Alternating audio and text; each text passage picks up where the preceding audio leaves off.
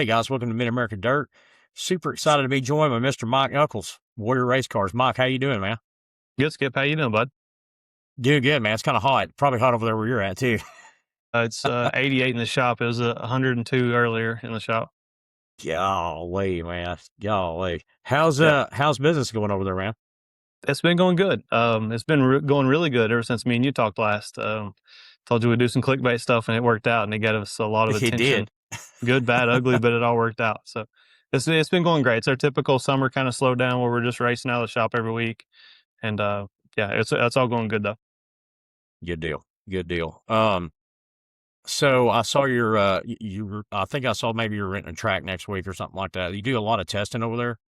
Yeah, do a ton of testing. So I try to rent racetracks at least twice a month around here to go do testing, and that's a big part of what we do is just learn, and that's kind of how we stay up to speed with everything. We spend a lot of our own money to go test and learn and do all that stuff. We don't rely on nobody else to for our information. I gotcha. You kind of just give us a quick background on your background, how you came up to Oh racing. yeah, I raced karts for about 8 or 9 years, but like I haven't raced late models. So, but yeah, I come from a big racing family. Okay, I did not know that. Well, tell me about that, man. What did your dad race late models or what? Yeah, so my dad raced locally here in Tennessee, East Tennessee, for 15. It was like 15 or 16 years. It started out in what most people would say was a street stock class, full frame, full body cars at Smoky Mountain Speedway, and he started out in 4-cylinder cars in the 90s. So he actually raced a Pinto. There's a picture of me sitting on the hood of a Pinto in the 90s, and he raced that at 411 Motor Speedway when it was dirt the first time, and then Smoky Mountain Speedway. And then he switched to what they called modified street, which looks like a street stock now, but it had big tires on it and they could have some wild motor rules. Ran those up until 2000, and he got into late models and actually got a Warrior race car. They were just right down the road from us. So he got a Warrior race car in 2000 and ran that from 2000, 2001, and then had a back injury and had to quit racing. I gotcha. So now you went to, tell me kind of your background. How did you get started in this building chassis and stuff? Well, the whole building chassis thing kind of comes from my dad racing. My dad, very, very low budget guy, being a farmer, he was a fabricator. So he built all his cars. So just out of trade, I became a fabricator too, just learning from my dad and learning how to do all those things and weld and bend sheet metal and kind of just how to be efficient in this racing deal. Cause that's how he lasted for so long. He was able to be efficient. So by trade, I became a fabricator. All through high school, I'd done fabrication classes, and when I graduated high school, I went to NASCAR Technical Institute in North Carolina, NTI, which is a Universal Technical Institute school. Thought I was going there. I kind of went there to learn like more fabrication stuff. Thought that's kind of where I wanted to go as a NASCAR route, but I got enthused in NASCAR because they had cool looking cars in the mid 2000s. Like I graduated Yeah. high school in '04, so like they had awesome looking race cars then, like what we call the Twisted Sister cars and all that stuff and big fenders, and you had to be a fabricator to build the car. Once I got there, the car tomorrow was implemented the same year I was in school. And I Oh got to see man. guys pushing their toolboxes down the road and trying to find jobs because the fabricators were being worked out of the deal, and they're totally gone now, which sucks. But so I went to NASCAR Tech and thought I wanted to do that. So I lived in Mooresville, '04, '05, a little bit '06. Came back to Tennessee and thought, hell, if I ain't gonna be a NASCAR, I might as well try to build some dirt cars. So I actually went to Warrior Race Cars first and put an application in and tried to get a job, and they just wasn't hiring at the time. So did that. Buddy of mine wanted to open up his own speed shop sheet metal thing. So we just started doing that. We just started doing sheet metal on the side and worked our asses off and got very well known for that. And then I went to work for another chassis builder that actually owns CVR. You had Hayden on last week. So I worked at CVR and I worked at CVR pretty much all of 2008 as a sheet metal person with Chip. He wasn't building chassis then. Like he had built one or two and then actually sold the jig. So I worked at Chips in '08, and then late '09, Sanford Goddard, who owned Warrior Race Cars, picked up the Clint Boyer deal as a house car program, and they needed to clean their sheet metal work up. So he come to me and asked me if I'd come over there and join the tribe effectively is what we call it now. But yes, I went to Warrior in '09 and then just uphill from there. I was a worker until 18, then I bought it in 18. Okay. That's Yep. super cool, man. That's super cool. It's Now pretty you cool. got something new going. You got something new going on. Why don't you tell folks what you got going on? Well, I mean, like, as most people seen last Saturday, I introduced what I call the tribal council. And the name just kind of comes from our background of our business being kind of Indian based, which is wild. Like, none of us have an Indian background, but it's always been a theme of Warrior race cars is just the Indian type of deal. So the tribal council name worked out very well. Um, Effectively, it just comes from my love of educating people, trying to help people learn what we do. I've been very blessed to work with some of the best crew chiefs in the last 24 years that I've been in this business. And I love teaching what we know, how to do it. There's such a lack of, I don't know, information sharing now. Like when I was growing up, everybody, yeah, they had their little trade secrets and all that stuff, but everybody was open to just trying to teach you the basics. Like everybody wanted to be a racer back then. So everybody was learning from everybody. But it's just totally different now. Like there's not a lot of, I don't say racers. Like it's just the young kids are just totally different now. Like they don't come from a racing background. Like I come from a racing background. Most of my customers that are young, they don't come from a racing background. So it's hard for them to pick up the trade knowledge and like just simple things like of what a bump stop is or how to scale your car or situations like that. So started doing that the last 9 years through a different outlet that we worked for and grew a big following. I mean, a huge following. Like we have a following all over the world. One time I was standing in Tasmania, Australia at the fence and this guy walks up and goes, "Hey man, you're Mike from Warrior Race Cars. I watched you on that know-how site." I'm like, That's "I awesome. don't know who you are, but this is awesome." And he's like, "Dude, we've took everything you say and we've done it and it's worked. We've won races and we couldn't win races before." Man, that's And super cool. that's the coolest thing in the world is like me passing along knowledge has helped somebody get better. Where in today's world, it's more of a pay to play type of thing. And sometimes spending cubic dollars don't equal speed. So that's where like I just wanted to branch out on my own and start my own page and own website. And that's what the tribal council is. It's a place you can log into, watch videos from the basic stuff of what a bump stop even is and then how to use it and how to use control arms. Like everything on there now is like bump stops and control arms. I have 100 videos that we're going to work on uploading and it'll run the whole gamut of basic stuff all the way to how to read that acquisition and just everything in between. But it all just boils down to I just love educating and helping people. And like I said, the whole not say let's say gimmick, or maybe you say slogan is that it's $9.99 a month, right? And I myself stop at a gas station every single morning on the way to work, just as like most everybody does. And we waste more than $10 typically every day at a gas station. So Oh, yeah. a guy can just not buy his gas station snacks one morning and have a whole month's worth of learning, right at his palms. I mean, I've got guys that drive semi trucks on the road, and I know this is illegal as hell, but they're sitting there and they got their phones on their dash and they're listening to me through their Bluetooths and just learning. And like guys will be at the racetracks and they can't remember how to set their right rear stuff, and they'll log back in and they'll watch. Oh, okay. This is how you set the right rear, and they'll go and they'll implement that. And the coolest thing is like to wake up Sunday morning from a guy that you don't even know who sent you a message is like, "Hey man, I watched that video and it helped me so much, and I run third." And like running third to that guy felt like winning because the best he could probably done is like 15th the week before. And Yep. it's just a cool feeling. So yeah, the tribalcouncil.tv. Reason why it's in the .tv zone is because we plan on having an app. We plan on having an app that you can watch on your TV, just like Flow, Dirt Vision, all that stuff. So that's why it's the .tv realm and not the .com or .net. Um, Pretty awesome website. It's all, like I said, you can log in. You don't have to subscribe right away. I've got 1 or 2 free videos on there for you to watch, just kind of get a taste of what we're doing. I did see you subscribe the other day. Thank you for that. Appreciate that. Um, but yeah, then another thing too is like I'm not doing this for the money. It costs $9.99 a month. I'm not doing it for the money. I don't do it for just to make some money and run off and not help anybody. Like I've been doing this for free for the last 9 years for the other website.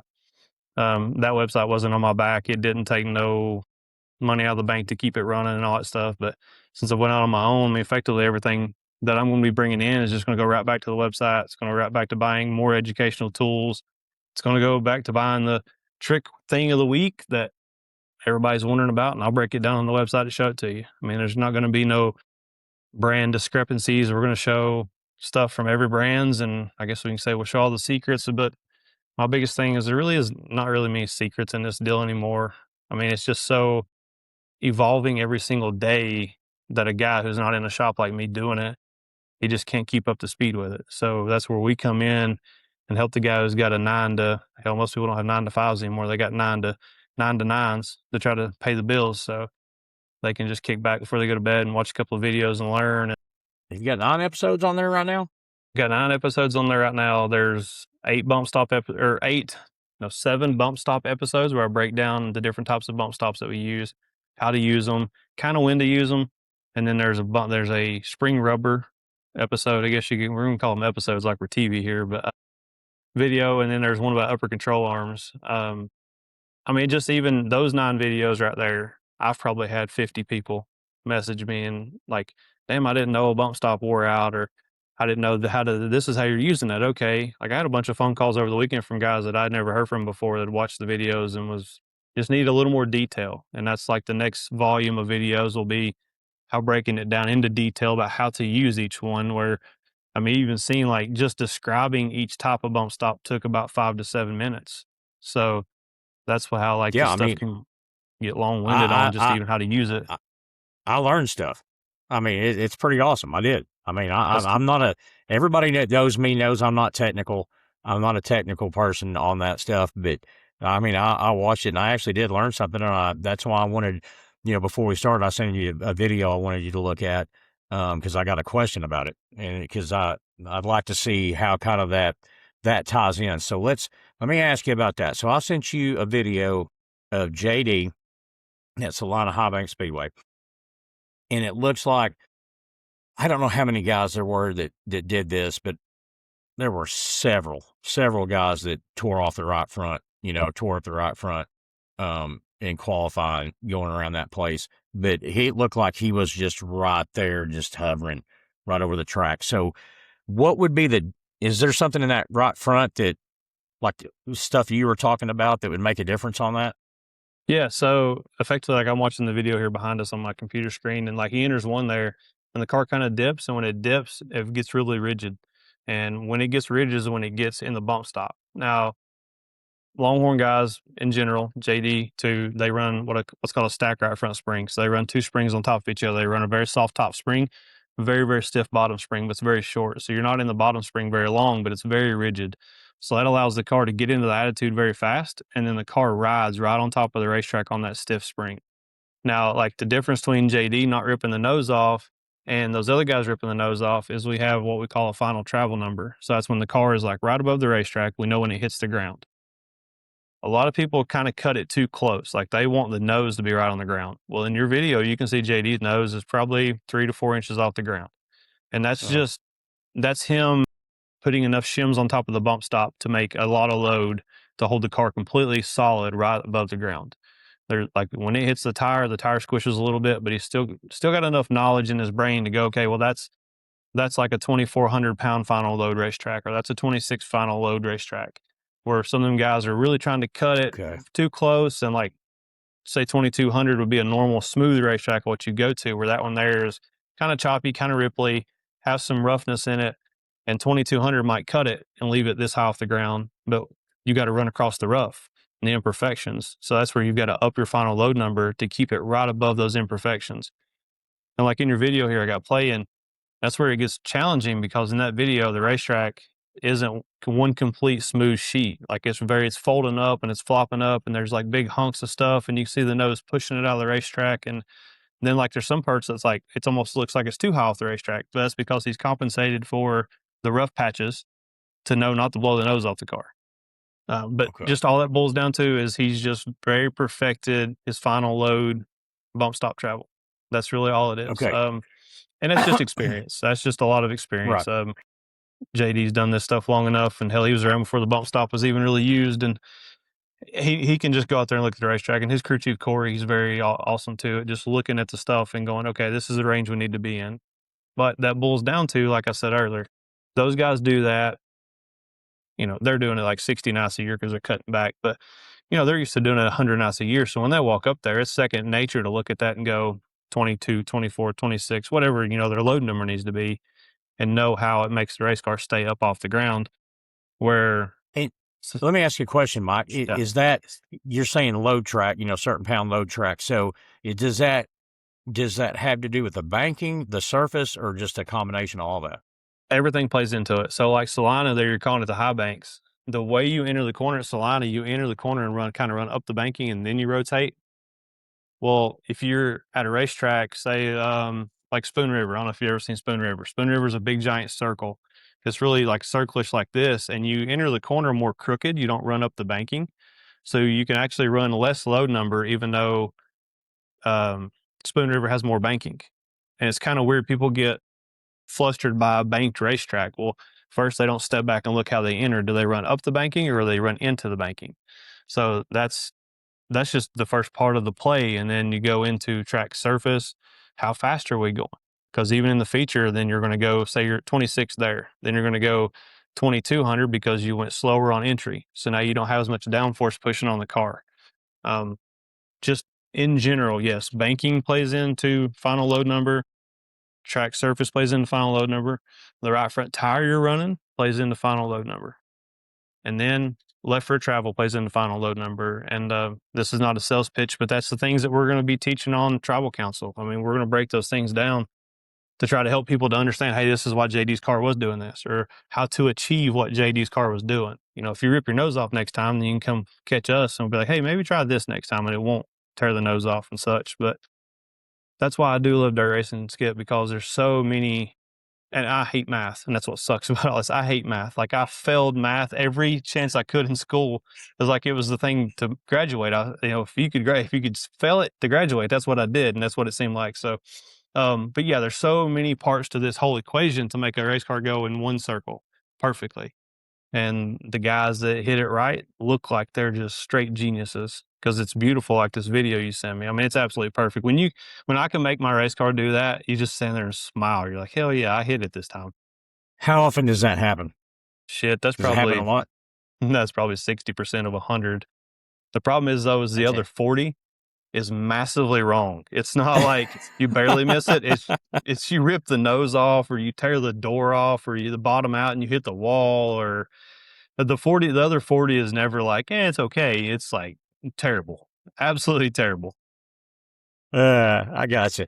I got you. But Yeah, yeah, I watched so I watched those, all that stuff on your deal there, and I saw that, and then I was sitting around this week messing with my editing stuff, and I was just going back and doing some color stuff on that video, and I got to looking at it. I'm like, I'm gonna have to ask Mike about this. yeah. I mean, because it's just, I So mean, there were guys having so much trouble. that's a good video. I mean, that's the video that, like, now I'm gonna sit at home and lay on the couch in the middle of the night after everybody goes to bed. I'm just gonna watch this video about 100 times and like watch everything about this video, not just the right front travel, because it's such a good video that slows it down. You can see the car in posture, and you can watch how it doesn't really hop. Um, it's pretty cool. Like, and then like how he goes in there and he doesn't hop. That's all shock work. That's purely shock work. That's all that is. That's shock tuning. Okay, when you say hop, you're talking about the back end, the Well, rear end. just the whole car in general. Like, the racetrack's got a lot of character Well, in I it. got you. It's You can not see just that. sitting there hitting. Yeah, and it's not like bouncing and hopping, because typically the racetrack like that, everybody's cars will just be dead solid on the shocks, and then our tires are balloons, so then you start hopping on the tires. Well, their car don't. Like, their car fluidly, like the body moves the whole chassis moves a little bit, and the tires move a little bit, and it all just works in good unison. There's not all the load stuck to the tire to make the car just go hopping through the corner. Can you, like, when you're watching a race, can you figure that stuff out?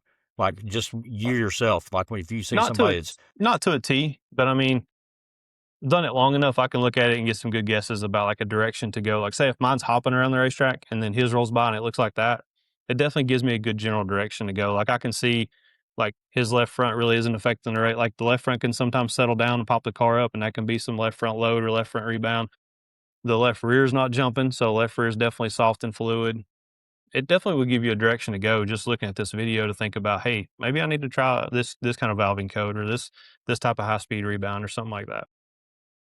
okay.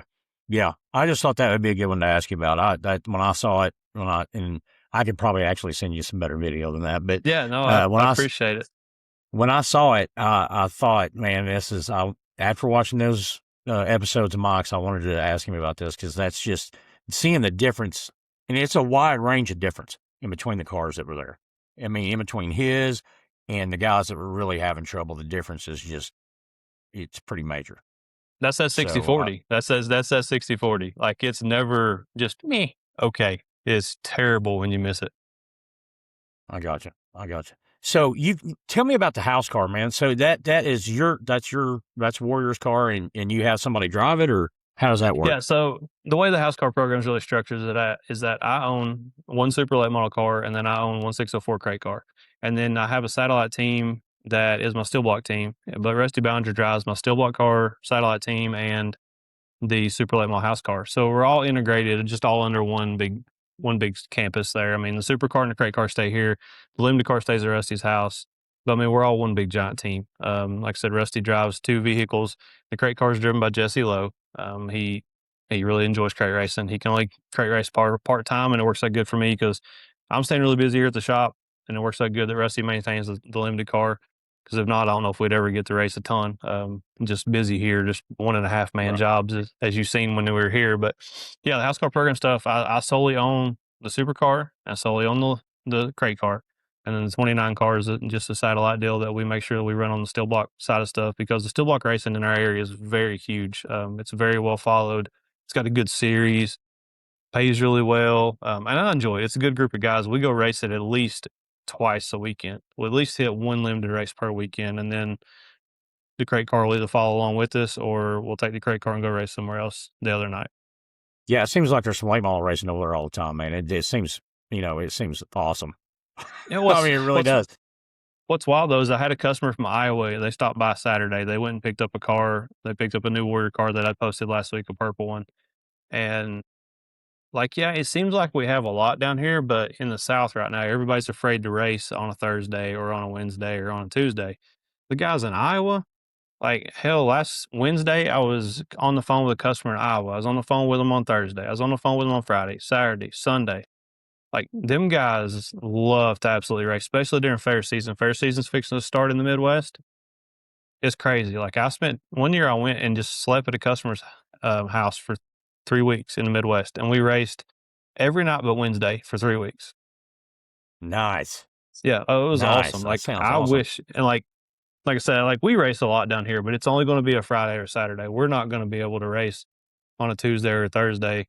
But yeah, there's a ton of, I guess, from where you're from, setting from, and seeing how we race here, it looks like there's a lot of racing. But it's because we got too many freaking series, honestly. But like, we got a series. You got another one coming. Yeah, Dwayne called me about that one the other day. Me and Dwayne's good buddies, so we had some counseling about that and talked about his direction there. I'm excited for that. That's going to be more along the lines of how I feel like our super late model stuff needs to be in the South. I feel like we're in a weird transition. We used to have some decent regional stuff, and now we've got some like stuff that don't even pay that well to start. And then we got Lucas. We don't really have nothing to play. Like, we got Hunt the Front, but like, Hunt the Front's gotten so big. I feel it's in that same almost category now as a national series. It's like a baby national series. It pays very well, draws good guys, travels a long ways. But yeah, like, perception on the outside looks like the South races 1,000 times a year, but in reality, our guys are so scared to race any day but Friday and Saturday. So, but there are a lot of tracks down this way. I guess that's why it's perceived to race a lot. Yeah. Yeah. I mean, it's just like here, like this weekend, if I want to go watch a race this weekend at late models, I'll have to drive 3.5 hours up to Wheatland and watch Lucas if I want to go watch that. And then there's not, as far as I know, there's not anything else late model wise within, I don't know. I don't even know. I mean, it's just, there's nothing close. But you can go watch a Uh, modified though, probably 10 minutes from your house, can't you? I could go, yes, and a sprint car, Yeah, because and a sprint car. Arrowhead's got sprint cars tomorrow night. So, Yeah, yeah, I mean, yeah, I just don't get it. I don't, and there's what American Crate late model series in Texas, and that's it. Texas is a yeah. massive state, and they've got some tracks down there. I don't get it. I don't Well, know and what this area's deal is with late models. that series too is very odd because mainly they race on the border of Texas and Louisiana. They venture over probably 2 hours into Texas, but they don't go like as far over as they should. And then they'll go up and run Oklahoma, like the edge of Oklahoma, but they don't travel all the way to the middle of Texas, and they don't. It's kind of a weird. I had a customer 2 years ago that ran it pretty heavily, and he never seemed to go far in Texas. I thought it was very odd they went up to Oklahoma, but then they were based in Louisiana. Yeah. Yeah, I don't know. You know, the Revival Super Dirt Series over here, they're trying to move. They're trying to move down that way. They've got a north south division now, so they're trying to get it out there. But you know, it's like we talked about at the shop. They got all that stuff about how expensive it is. I mean, there's just you know, guys can't afford it. A lot of them. So I mean, we need more crate stuff over here, in my opinion. I And I don't know a lot of guys disagree. I won't mean, like that, but I don't know. I mean, I, don't- I don't. I don't disagree. We got a ton of crate racing here. Like I tell everybody, you can take a 604 crate car right here. You can leave Knoxville, Tennessee, and go, hell, I don't know, probably 6 hours either direction and run 15 to 20 racetracks with a yeah, 604 crate car on any Saturday. Like you can just leave your house and pick whatever direction you want to go with a 604 and find a racetrack. I mean, like the car behind me here, that's a customer of mine, Holden Allen. And last week they was in Mississippi and Louisiana, and they just found 3 random racetracks to run at Friday, Saturday, Thursday, Friday, Saturday with a 604 car. That's because they had a nice. 604. But if they'd had a super, they couldn't have ran anywhere, I don't think, in Mississippi Nope, that weekend. probably not. Yeah. No, I mean, yeah, I mean, yeah, Louisiana, Mississippi down there, they got there's something going on down there all the time, Yeah. every That's weekend for really good. that. So yeah, it is. Um, so what's the plan then for the future? How many episodes are you going to put out? Like, you going to put so many out a week, or how's that going to work, So Mike? previously for the other website that I was a part of, we done 105 episodes that I had done myself. So I'm working to try to recreate those. I, didn't want to step on nobody's toes. I've done those for another website. So trying to recreate those on my own to do those. So there are definitely going to be 100 on there no matter what. But we're definitely going to try to do 1 to 2 new ones every single week. So you're going to get 52 no matter what. And then also like we've got so much media equipment in the shop. Like I've got Meta glasses and we got GoPros and we got 360 cameras Nice. and microphones and all that stuff. Like the other day, like I was doing something, I ran with like, oh, I need to video this. So like a video just come out of me working on something the other day. And some of that's going to be like that. Like I'll just have my Meta glasses on and be working on how to put a left rear suspension together and just video it. And then that'll be a Yeah, that video. sounds cool. Yeah, so it's like it's gonna be very structured on, like, teaching, but then sometimes there might just be something random pop up of me putting some random hub together because some people just haven't never put hubs together. Our like I said earlier, like, our sport has changed so much. I was fortunate, I grew up in a mid-90s till now era, so I was in the middle of guys that built every single thing they raced, and then I started working in the industry when it started flip-flopping to where some guys built their stuff, and then we started buying stuff.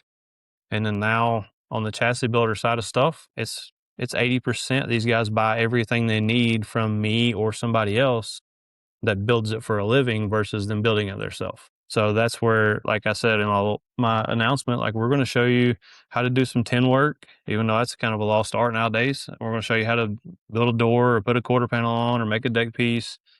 I'm going to show you how to put wraps on. I'm going to have my wrap guy do some videos on how to install wraps. Like putting wraps Well, on, that like next sounds time great, man.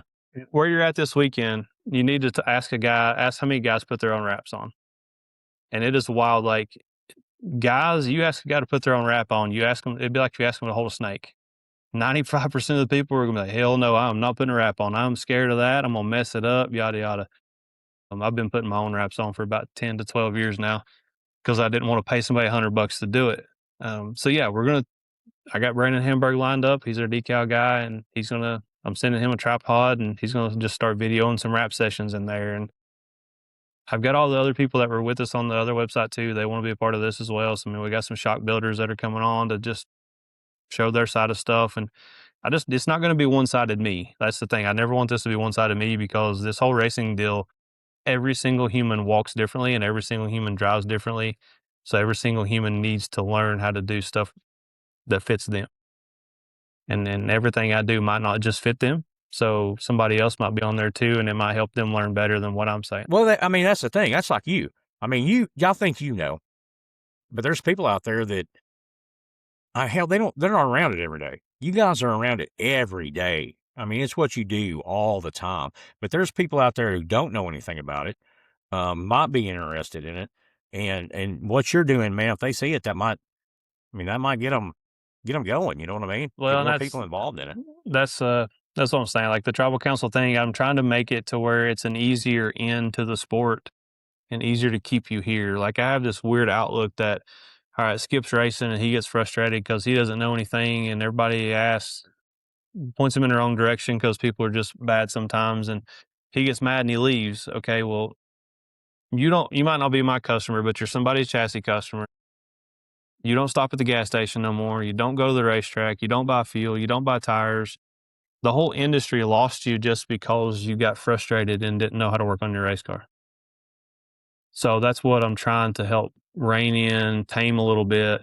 And it's pretty cool too, though. Like the other website I was on, I got to see the subscriber list a lot. And the subscriber list was guys that was winning Lucas races as well. Like it wasn't just That's awesome. guys that didn't know how to put their lug nuts on. It was guys that were winning Lucas races too. And it's pretty cool. I mean, that's the whole goal of this, is to teach from the basics all the way up to the top of the knowledge. And like I try to tell everybody, I'm no smarter than anyone on this planet. I'm lucky to do it every single day, and I can mess up more times than you can. That's it. Yeah. Yeah. I hear you, man. I know you don't drive. Do you, I mean, we talked about this before. Do you ever get in the car So and get out there and run? I haven't gotten in a car in about 10 years, but I'm going to do some crate racing next year. Like there's a reason the crate car has a 16 Awesome. inch seat in it. There's a reason I've got a new pair of shoes sitting over here. I've got a new suit sitting over here. So I've just got back to a point now where like I built the business back.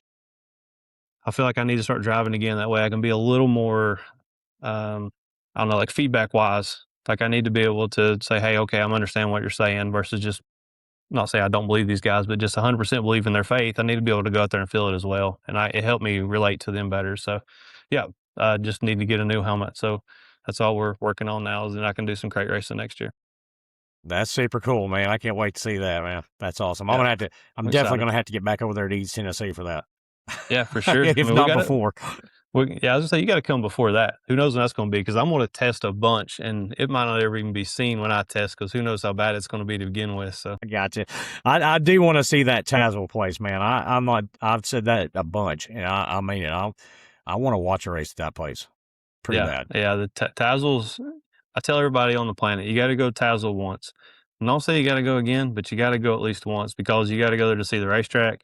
You got to go see the amount of people that come there. The amount of people that come there just on a weekly show looks like a Lucas Yeah. race is in town. No joke. Oh yeah, no Man, joke. Like there's you don't see that much anymore. also you see that here in Tennessee. You see that at Tazzle, and you see it at Wartburg Speedway every single week. Those two places pack the house like there's a national tour in town, but it's just because they truly still love the sport, and there's not a That's lot to awesome. do in the town. That's awesome. Yeah, Yeah, I've yeah. But noticed that. you got to get to I've Tazzle. noticed You got that. to get Like to Tazzle. Arrowhead, you've got Arrowhead right over here, and you know it. You would think that every weekend that place would be full, but it is by that Northwest Arkansas Population Center. I mean, and then you go somewhere else, you know, off like Old Number One or somewhere like that. They've got a good crowd all the time, and they're kind of out in the middle of nowhere. That's all it boils down to, really. I mean, there's nothing else to do in town. Like you go to Tazzle, you're going to drive by like a McDonald's and a Taco Bell and one grocery store and one hotel that's been there since the Yeah, 50s, and that's it. I went to the track. Like I left volunteer that night, and because Bill Fry told me I needed to go see it. So Oh yeah, before I left, and I didn't know that it was like locked up like a prison. You know, sometimes you can drive up and kind of get a look at it. You know what I mean? no, So I not drove this up in place. the parking lot, and I'm like, I can't even look at the track. I mean, I could see the top, and Yeah, that's it. And everybody but says, you know, that yeah, you can't see down in there. you could get a gist of how small it was, though. Yeah, Like yeah, the racetrack's the size of most places' parking lots. yeah, for real. And it is. It's not. But you guys, man, you guys live in God's country over there for real. I mean, come in your shop. You had that the Smokies right over there, man. That was freaking awesome. Yep, very fortunate. I mean, The what a road I pretty drive place it on, is over there. the road I drive on every morning runs right along that ridge. So I mean, every day you get to see the fog coming over the mountains and all that. So we're very fortunate where we live. I don't know. It's kind of like where you probably live too. You get complacent about how nice stuff really is because you grew up there or lived around it. So people come here and see it, and it reminds me of how fortunate we are to live in a cool place. And then racetrack wise too, like I can leave the shop and go to 10 Yeah. different racetracks in 2 hours. Yes. 100% on that one. All right, Mike, I've had you on here quite a while. I know you're busy. You're good. Tell everybody again, and I'll link it in the description and everything I put out for this. But what's the site? Where do people go to watch this? Yeah, so the site's name is tribalcouncil.tv. So www.tribalcouncil.tv. You're going to go there, upper right corner, sign in. That'll create you an account, and that account too will show you everything you've watched, videos you need to go back and watch. So that's another cool thing somebody pointed out to me the other day. It's the first website they've seen that does that. Anyway, tribalcouncil.tv. Just log in, create it, and start learning. Yeah. Yeah, 100%. And guys, I've subscribed to it. It is super cool. Can't wait to see more stuff come out. I'm excited about it. Mike, you Well, got thank anybody you for you want having to me. thank before we get off here? Shoot, man, just everybody supports us as always. Great customer base. It's kind of wild. I mean, you've seen how big my shop is and how there's really like nobody in here, just a couple of guys working away, and we got a huge, I don't amazing fan base and great customer base. So, got to I thank don't all see how you do those. it, to be honest with you. It's I don't see how you do everything you do, man. You well, must not that have was going to any be spare time. that was going to be my next thank you. Was thank you to my wife. Somebody asked the other day, like, how do you balance business and all this stuff? And I was like, well, if I didn't have a wife that made sure to take care of every single thing else and make sure the kids are fed and they're clothed and took care of, then I wouldn't be able to do none of this. Like, it's a huge balance. I mean, here it is, 8:30, it's 8:30 at night, and I'm still here working and washing the car and talking to you. And she's done took care of the little ones and got them in bed. And so, I mean, definitely just, my wife, she's a huge part of what we do. And most people don't get to see her. They see her at the racetrack, but she's a huge part of making just where your race cars go on a daily basis. And just thank guys like you that give me exposure when like we're not out winning Lucas races, and not say why should we be looked at, but just guys like you that talk to us and make sure we stay in front of everybody and keep us relevant. Yeah, man. 100%. And I'd like to see a lot more warrior cars over here where I'm at, for sure. Yeah, we're working on it. All right, good deal. Mike, thanks for coming on, man. It's good talking to you again. Thank you, Skip. Have a good day. Thank you.